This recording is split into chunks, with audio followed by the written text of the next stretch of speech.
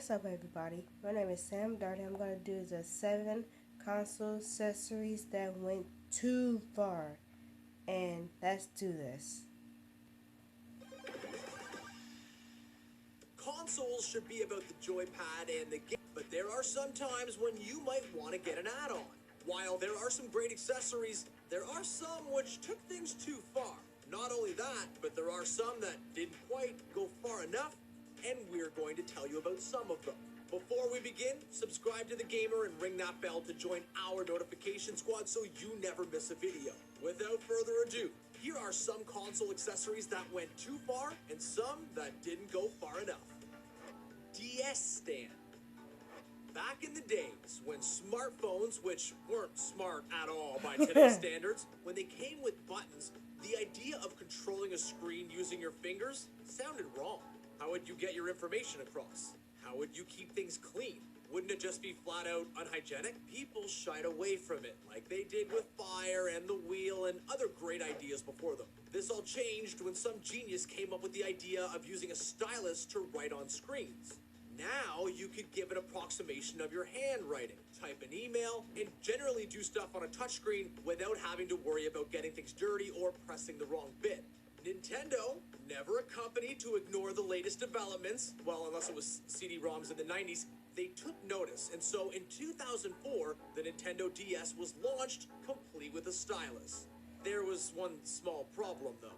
While the stylus was cool and groundbreaking, it wasn't exactly easy to use. You had to hold the DS in a certain way, which made playing stylus-heavy games difficult. When Kid Icarus Uprising came out, someone had a bright idea. They would build a stand. Unfortunately, it was so cheap, lightweight, and generally horrible. People didn't buy it because they'd rather fiddle about holding the console and stylus than have to get this. Switch holder.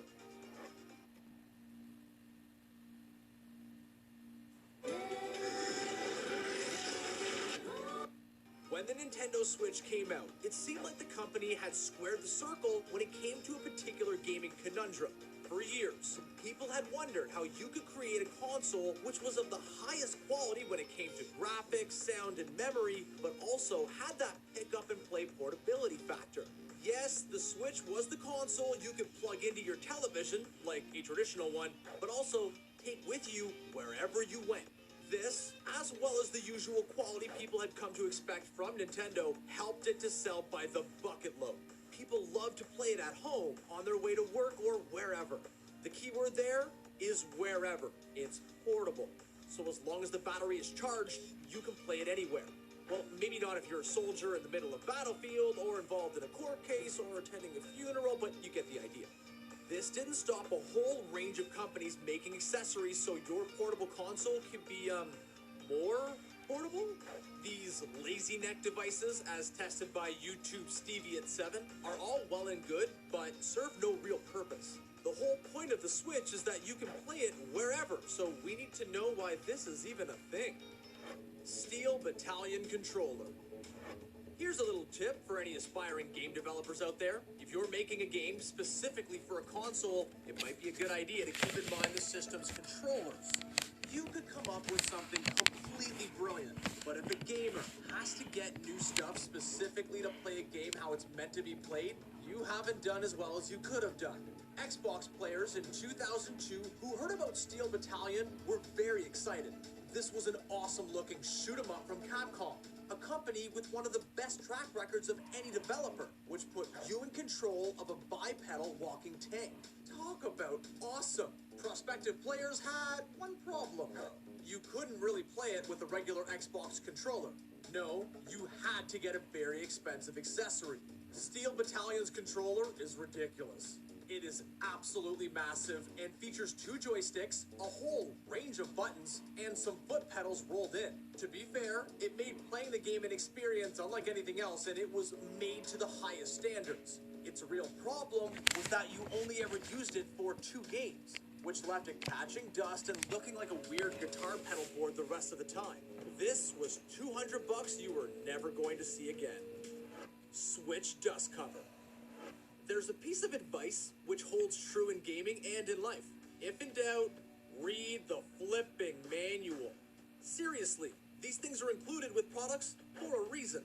Not everyone automatically knows how to make something work. So the little book with the instructions and the diagrams is there to help you get the best out of a thing and not break it. Even though games usually have a couple of annoying tutorial levels to get you used to them these days,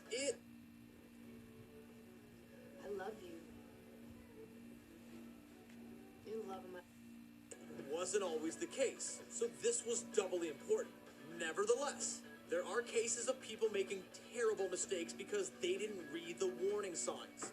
That's something which is certainly true about this next entry. Now, we all love the Nintendo Switch. It's awesome, it's portable, and it's loads of fun. But there's one thing we'd like to fix about it. It's a bit of a dust trap. So when this dust cover was launched, we were all for it. It's well made, it looks nice, and it keeps your home and your Switch clean. It does warn you, though, not to have it on your Switch while it's turned on because it'll overheat. Unfortunately, some people didn't read the flipping manual, and that's what happened. Moral of the story, always read the manual. Otherwise, it's your fault when things go wrong. Fragmaster. Back in the halcyon days of the late 90s, PC gaming seemed to be all about one thing: Quake. This was the defining first-person shooter of the era and has gone on to become one of the most important games of all time. Before Quake, FPS was a frustrating affair with the potential to be brilliant. After Quake, it became one of the biggest genres in gaming. Trust us, there will be no rudeness about Quake in our house, not if you want milk and cookies. We've said all that because it saddens us to tell you about one of the weirdest, most awkward accessories ever. When the third game in the series, Quake 3 Arena, came out, we loved nothing more than to rush around fragging everyone. Sure, the mouse and keyboard controls were challenging, but it was all part of the fun. What no one wanted was a terrible looking thing to make it easier. The Fragmaster intended to do this, and to be fair, it simplified things. Unfortunately, makers Thrustmaster's plan, a futuristic driving wheel, somehow got lost in development and got turned into a misshapen toilet seat. Just look at it. Do you really want to put your hands on that thing? Wouldn't you rather just play the game as it was meant to be played? Yeah, thought so. Speedlink V-Grip. Just because something ends up being bad doesn't automatically mean the idea behind it is awful. If the road to hell is paved with good intentions, then this next accessory is in for some serious infernal love. If you've got larger hands, the Nintendo Switch's Joy-Cons can be a little bit fiddly. While you can play with them perfectly normally, you might end up putting your hands in a weird claw-like position in order to get the desired effect. So when Dutch company Speedlink came up with a special grip holder, it looked like it would be a blessing for the bigger player. Yes, you can keep your hands in a more neutral position. This is a good thing. It's pretty much the only good thing about this accessory, though. For a start, it makes your Switch look really weird. Until some enterprising developer makes Accordion Hero, you don't want your console to look like an accordion. Secondly, it messes up the controls. Because it angles your Joy-Cons, if you press left, you actually move down and to the left. And if you press right, you go up and to the right. Not good. To cap it all off, if you got average or even below average size hands, this thing ends up being a bit too uncomfortable. Good idea, but poor execution. Konami Laser Scope. The idea of playing shooting games using a controller which looked like a weapon has been a thing ever since the earliest arcade games. It's moved over into consoles too with varying degrees of success. Let's put it this way. For every Nintendo Zapper, there's always a Super Nintendo Super Scope. Yeah, you get where we're coming from. Either way, you grab your accessory, take aim at the screen, and pull the trigger. It's all simple, but like so many things, you can trust someone to take it too far. In the 1990s, though, you wouldn't have thought the people who would take it to a level it didn't need to go to would be Konami. The people behind Gradius, Metal Gear, and Pro Evolution Soccer tried to get into the light gun market, and it didn't go well. The Konami Laser Scope is a bad idea, done terribly. If you had an NES and a Zapper, this was supposed to be an alternative. First of all, you wore it. It looked ridiculous. Then you aimed the laser pointer, which to be fair was quite cool, before you shouted, "Fire!" Yes, you were dealing with voice-activated software. It sounded daft, It didn't work. It was absolutely dreadful. And no, you couldn't get cheats by saying up, down, left, right, B, A, start. What a disappointment. NES Speedboard. We'll also be talking about accessories, which didn't quite work for some reason. In this list, there are going to be a lot of ones which were meant to be used for Nintendo consoles. This isn't a diss of Nintendo at all. In fact, it's kind of the opposite. If you're the biggest company around, you can be sure people are going to want to get themselves a slice of your pie. Tasty gaming pie. Anyway, there can be absolutely no excuse for this next accessory. The Nintendo Speedboard pretty much defines an accessory which didn't go far enough. The Speedboard was meant for NES players. The Nintendo Entertainment System revolutionized and saved the consoles. Was the biggest thing back in the day. People loved to play it, even if the games were Nintendo hard. The Nintendo Speedboard, licensed by Nintendo, and just get around that by holding your gamepad, and that's it. Seriously. This accessory only does one thing. You would go to a shop and hand over your money for this one thing. You could have bought a turbo controller for the same money, but you decided to get this instead. If it had a turbo option, it would work brilliantly. But as it stands, it's baffling. Switch voice chat headset. Technology marches on like a technological thing which marches. Did that make sense? Anyway, back in the day, the biggest discussion you'd have while playing a multiplayer game was with your friend who was sitting next to you. Then PC gaming became a thing, and there'd be an online chat function, so you could judge each other's typos. Now, we have online voice chat, so you can put on a headset and swear at strangers. We truly live in wonderful times. The Nintendo Switch is an absolutely magnificent console. It's redefined how we play games, and it's managed to be a regular system and a portable one at the same time. One thing it lacks, though, is support for Bluetooth audio devices. This means voice chat is harder than it is on other consoles. Every problem, though, has a solution, and the Japanese company Hori thought it had one. Linking up with the game Splatoon 2, Hori's voice chat headset is, a bit interesting. It overcomes the lack of wireless support with wires. Lots of wires. It's like an international festival of wires, and you're invited.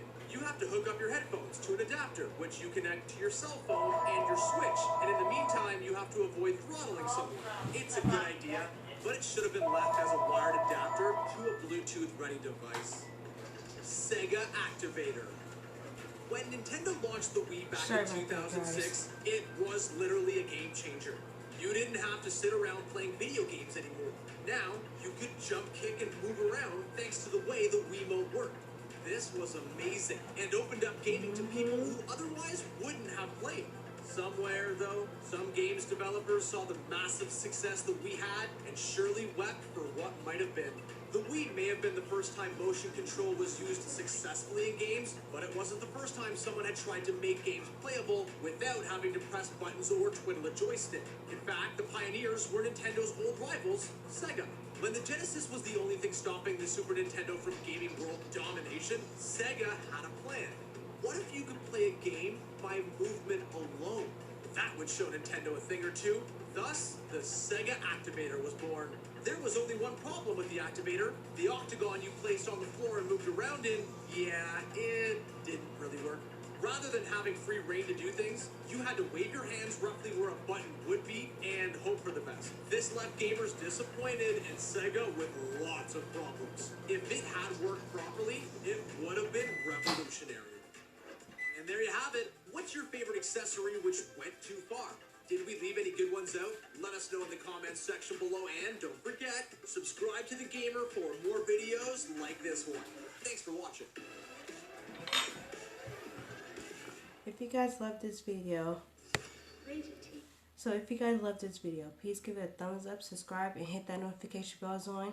And have a great day. Thank you for watching this awesome video. I'm sorry I had to leave the video running like that because I just had to grab my lunch and stuff, and my house phone rang, so I had to stop it. So let's get this video a big fat thumbs up, a subscribe, and turn on the notification bells on, and leave a friendly comment down below. Thank you guys. Have a great day.